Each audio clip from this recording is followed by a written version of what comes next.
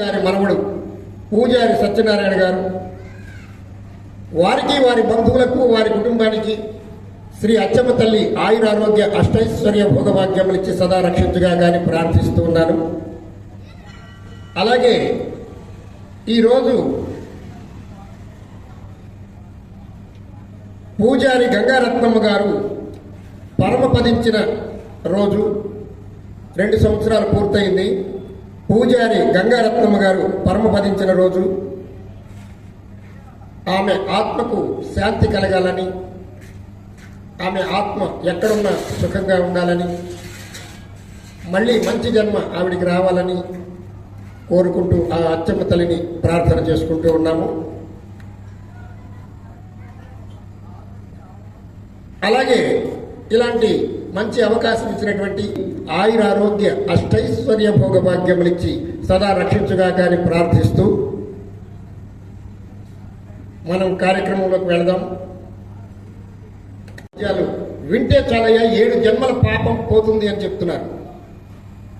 మనం తెలుసో తెలియకో ఎన్నో పాపాలు చేస్తూ ఉంటాం. ఆ పాపాలన్నీ పోవాలంటే ఈ భాగవతం వినవలసిందే. భాగవతం వినటువంటి వాళ్ళకి సర్వ పాపాలు కూడా హరించిపోతాయి. హారతి కర్పూరం ఎలా అయితే వెలిగించిన తర్వాత ఏమీ మనకు అందులో కనపడదు, అలాగే మన పాపాలన్నీ కూడా పోవాలంటే ఆ భగవంతుడి యొక్క శ్రవణం, ఆ కథా శ్రవణం విన్నందువల్ల మనకి పాపాలన్నీ పోతాయి. అలాంటి అద్భుతమైనటువంటి కథ ఈరోజు ప్రహ్లాద చరిత్ర. హిరణ్యాక్షుడు, హిరణ్యకశిపుడు అనే 2 అన్నదమ్ములు. వాళ్ళు కశ్యపు ప్రజాపతి దితికి జన్మించినటువంటి వాళ్ళు రాక్షస బుద్ధులు కలిగి అనేక దుష్కార్యాలు చేయడం వల్ల, భూమాతను హింసించడం వల్ల భూమాత మొరబెట్టుకుంటే అప్పుడు శ్రీహరి యజ్ఞ వరాహ రూపంతో ఆ హిరణ్యాక్షుణ్ణి సంహరించాడు. ఆ హిరణ్యాక్షుణ్ణి సంహరించడంతో హిరణ్యకశిపుడికి చాలా కోపం వచ్చింది. ఆ హిరణ్యకశిపుడు అంటాడు, నా తమ్ముడు వీరుడు, సూర్యుడు, చాలా పరాక్రమమైనటువంటి పరాక్రమం కలిగినటువంటి వాడు. నా తమ్ముడిని జయించగలిగినటువంటి వాడు ఈ భూలోకంలో ఎవడూ లేడు. ఎవరో వరాహ రూపమట, వాడు వచ్చి నా తమ్ముడిని చంపుతాడా? వాడు ఎక్కడున్నా సరే నేను పట్టుకుని, ఈ ముల్లోకాల్లో ఎక్కడున్నా సరే పట్టుకుని వాడిని చంపదే నేను నిద్రపోను అని ప్రతిజ్ఞ చేశాడు హిరణ్యకశిపుడు.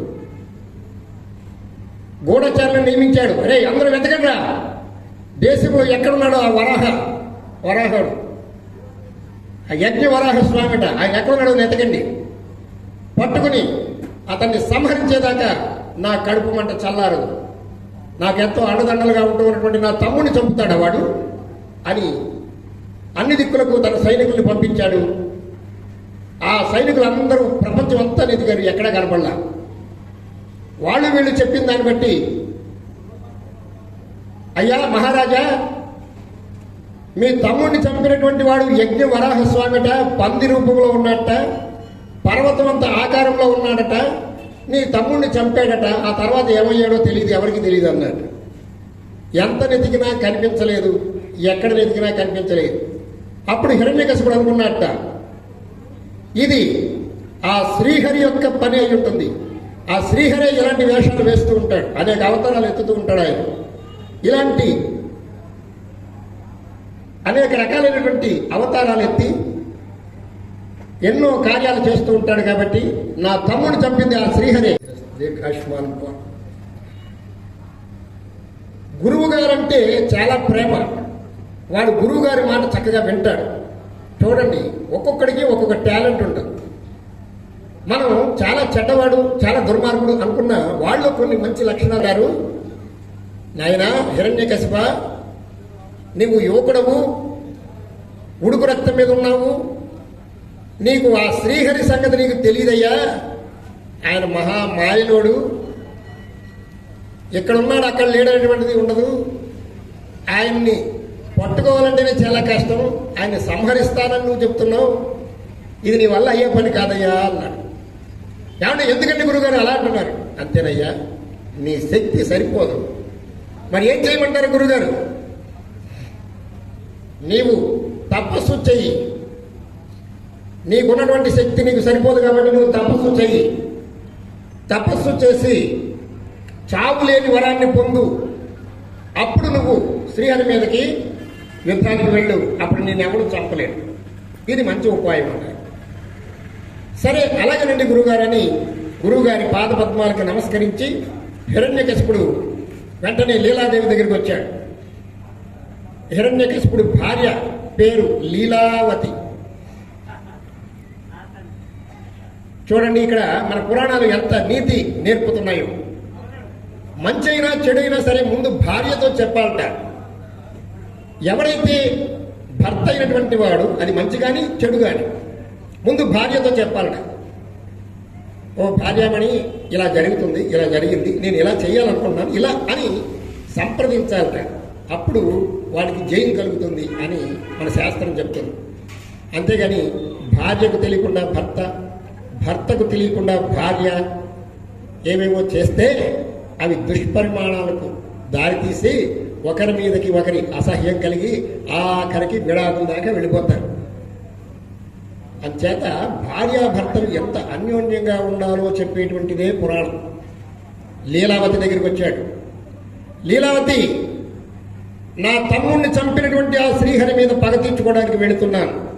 మా గురువుగారు చెప్పారు నాకు ఇప్పుడున్నటువంటి శక్తి సరిపోతుట, నేను బ్రహ్మ గురించి తపస్సు చేస్తానికి వెళుతున్నాను అంటే ఆవిడంటుంది చూడండి, ఆవిడ మహాపతివ్రత. భార్య అంటే అలా ఉండాలి. స్వామి మీరు అడవిలోకి వెళ్ళి తపస్సు చేస్తారా? హంసతూలిక తల్పాల మీద రాజభోగాలు అనుభవిస్తున్నటువంటి మీరు అక్కడికి వెళ్ళి తపస్సు చేయడం కష్టం కదా. అయినా సరే నా తమ్ముడిని చంపిన వాడి మీద పగ తీర్చుకోవడానికి నేను ఇది చేయవలసిందే అన్నాడు. సరే స్వామి, నేను కూడా మీ వెంటే వస్తాను, నన్ను కూడా తీసుకెళ్ళండి, మీకు అక్కడ పరిచర్యలు చేస్తాను అని లీలావతి అన్నదన్నమాట. చూసారా, భార్య ఎక్కడుంటే భర్త అక్కడే ఉండాలి. అది గౌరవం. మన హిందూ సాంప్రదాయంలో వివాహం అనేటువంటిది చాలా ప్రాముఖ్యత కలిగినటువంటి అంశం. భార్యాభర్తలు ఇద్దరు ఒకే చోట ఉండాలి, అది గొప్ప విశేషం. కానీ విధివశాత్తు ఒకళ్ళు ముందు పైకి వెళ్ళిపోతే తర్వాత వాళ్ళు ఒంటరిగా ఉండక తప్పదు. అప్పుడు భగవంతుడిని మనం సన్నిధానం చేసుకోవాలి. ఎవరైతే ఇప్పుడు భార్య చనిపోయిందనుకోండి, ఆ భర్త గారు ఏం చేయాలి? ఎప్పుడు పూజలు పునస్కారాలతో నిండిపోయి ఉండాలి. అలా భర్త చనిపోయినప్పుడు భార్య ఏం చేయాలి? ఎల్లప్పుడూ ఆ స్వామికి అంకితం అయిపోతూ ఉండాలి. అప్పుడు మనకి ఒంటరితనం ఉండదు. ఆ లీలావతి అనగానే నేను కూడా వస్తానండి తపస్సు కదా. లీలావతి, నీవు ఉత్త మనిషివి కాదు, గర్భిణివి. ఇప్పుడు నీవు నీ గర్భంలో శిశువు పెరుగుతూ ఉన్నాడు. నీవు అడవికి వస్తే ఎట్లా? నీవు ఇక్కడే ఉండి ఆ ఏమి ఆహారం కావాలో, ఏమి సుఖాలు కావాలో అవన్నీ కూడా తీసుకొని మంచి బిడ్డను నాకు ప్రసాదిస్తే వాడు మన రాజ్యానికి రాజు కావాలి. అందుచేత నీవు రావద్దు అన్నాడు. సరే అలాగే స్వామి, మీరు వెళ్ళి తొందరగా రండి అని లీలావతి భర్తను పంపించింది. అలా అడవిలోకి వెళ్ళిపోయాడు. బాగా దట్టమైనటువంటి అడవిలోకి వెళ్ళిపోయాడు. తపస్సు చేయాలంటే ఏకాంతమైనటువంటి ప్రదేశం ఉండాలి. మనం తపస్సు చేయడానికి ఆ పరిసరాలన్నీ శుభ్రంగా ఉండాలి, నిశ్శబ్దంగా ఉండాలి. అలా ఉన్నప్పుడు తపస్సు బాగా సాగుతుంది. మొట్టమొదట్లో తపస్సు నిర్జన ప్రదేశంలో చేయాలి. అప్పుడు మనకి తపస్సు కుదురుతుంది. ఒక చోటును ఎంచుకున్నాడు, అడవిలోకి వెళ్ళిపోయాడు. బాగా దూరంగా అడవిలోకి వెళ్ళిపోయాడు. ఒక చెట్టు కింద కూర్చున్నాడు. అక్కడ తపస్సు చేయడం మొదలుపెట్టాడు. బ్రహ్మదేవుడి గురించి తపస్సు చేస్తున్నాడు. ఓం బ్రహ్మదేవాయ నమః, ఓం నమో బ్రహ్మదేవాయ నమః. ఇలా తపస్సు చేస్తున్నాడు. తపస్సు చేయడానికి కొన్ని నియమాలు ఉంటాయి, కొన్ని పద్ధతులు ఉంటాయి.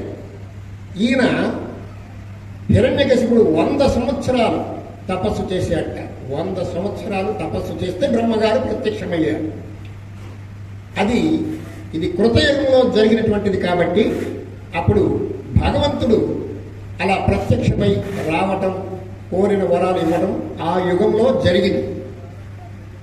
ఇప్పటికి 3 యుగాలు జరిగిపోయినాయి. ఇది 4వ యుగం, కలియుగం. ఇప్పుడు తపస్సు చేస్తే ఆ భగవంతుడు అలా భగవత్ స్వరూపంలో రాడు. ఈ కలియుగంలో ఆ భగవంతుడు ఎంత తపస్సు చేసినా, ఎన్ని విద్యలు ప్రదర్శించినా అలా ఆకారంతో ఈ కలియుగంలో రాడు. బాగా గుర్తుపెట్టుకోవాలి. ఆ యుగంలో అలా జరిగింది, ఈ యుగంలో ఇలా జరుగుతుంది అన్నమాట. ఎండాకాలం బాగా చెమటలు పట్టేస్తాయి, చలికాలం బాగా చలేస్తుంది, రగ్గుగా పోవడం. అలాగే ఏ కాలంలో ఎలా ఉంటుందో అలా మనం నడుచుకుంటే మనం ధన్యులు. అసలు దేవుడు ప్రత్యక్షమవుతాడా? ఇప్పుడు మనం ఏం చేయాలి? ఈ కాలంలో తపస్సు అంటే ఎలా చేయాలి? భగవంతుడు ఏం చెప్పాడంటే, పూర్వకాలం కృతయుగంలో ఎన్నో యజ్ఞాలు యాగాలు చేస్తే గాని భగవంతుడు ప్రత్యక్షం అయ్యేవాడు కాదు. కానీ ఇప్పుడు చాలా సులభతరమైపోయింది. ఈ కలియుగంలో ఉన్నటువంటి మానవులు గట్టిగా ఒక గంట కూర్చోలేరు, గంట నిలబడలేరు. ఉగ్ర రోగ పీడితులై ఉంటారు. ఓపిక ఉండదు వీళ్ళకి. ఏదైనా గట్టిగా విన్నామన్నా కాసేపు ఎక్కువ చేస్తే వెళ్ళలేడు, మనసు ఇక్కడ పెట్టలేడు, మనసు పరిగెట్టేస్తున్నాడు. ఇది కలియుగ లక్షణం. అది మన తప్పు కాదు, కలియుగ లక్షణం. పూర్వకాలం అట్లా కాదు, చాలా శక్తివంతులై ఉండేవాడు. పూర్వకాలం మనుషులు 14 అడుగులు ఎత్తుండేవారట. ఇప్పుడు మనకి బాగా ఎత్తుగా ఉన్నాడంటే 7 అడుగులు ఉంటాడు. అంతకంటే డబుల్ అంటే 14 అడుగుల ఎత్తు ఉండేటువంటి మనుషులు బాగా శరీరం దృఢ కాయంతో ఉండేవాళ్ళు, బాగా బలిష్టంగా ఉండేవారు ఆ కాలంలో. అలాంటి వ్యక్తే ఈ హిరణ్యకశిపుడు. ఏమండి దాస్ గారు, ఇక్కడ ఒక చిన్న అనుమానం. అసలు తపస్సు చేస్తే అసలు భగవంతుడు ప్రత్యక్షం అవుతాడా? ఇది డౌట్ మనకి. మనకన్నీ లోనకి వెళ్ళేమో అట్లు, బయటకు వచ్చే డౌట్లు అని అన్నాడు కవి. తపస్సు చేస్తే తప్పనిసరిగా భగవంతుడు ప్రత్యక్షమవుతాడు. ఎలా అంటే, ఇప్పుడైనా సరే చూడండి, మీరు మీ పూజా మందిరంలోకి వెళ్ళి కూర్చోండి. ఒక ఆసనం వేసుకొని కూర్చొని ఓం నమ శివాయ, ఓం నమ శివాయ, ఓం నమ శివాయ, ఓం నమ శివాయ, ఓం నమ శివాయ, ఓం నమ శివాయ, ఓం నమ శివాయ, ఓం నమ శివాయ అని ఒక 10 నిమిషాలు కళ్ళు మూసుకొని ధ్యానం చేయండి. మీరు కూర్చున్నటువంటి ఆ ఆసనం ఉంటుంది చూసారా, ఆ సీటు లేచి చూసుకోండి, వేడెక్కిపోతుంది. అది వేడిగా మారిపోద్ది. 10 నిమిషాలు మీరు తపస్సు చేస్తే మనకి కూర్చున్నప్పుడు మూలాధార చక్రం అని ఒకటి ఉంటుంది, అది వేడెక్కిపోతూ ఉంటుంది, ఉష్ణం వచ్చేస్తుంటుంది అన్నమాట. అందుచేత ఎక్కువ తపస్సు చేస్తే ఎక్కువ వేడి ఉత్పత్తి అవుతుంటుంది అన్నమాట. ఈ హిరణ్యకశిపుడు అలా తపస్సు చేయడం వల్ల లోకాలన్నీ దహించి వేస్తూ ఉంటాయి. అది ముందు మనం చెప్పుకుందాం. ఈయన తపస్సు చేయడానికి ఒక నియమం ఉంటుంది.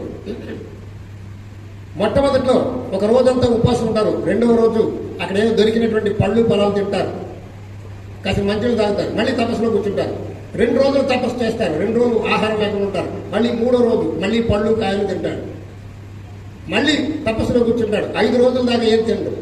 అలా 1 రోజులు తినడు, 4 రోజులు తినడు. అలా ఆఖరికి కొత్త గాలితోటే గాలి భోంచేస్తూనే తపస్సు చేస్తాడు. అలా క్రమేపీ ఒక తపస్సుకు ఒక నియమం ఉంటుందన్నమాట. ఆ నియమం ప్రకారం చేస్తే వాళ్ళు చేయగలుగుతారు. కృతయుగంలో అలా ఈ హిరణ్యకశిపుడు ఓం బ్రహ్మదేవాయ నమః, ఓం బ్రహ్మదేవాయ నమః, ఓం బ్రహ్మదేవాయ నమః అని తపస్సు చేస్తూ ఉన్నాడు.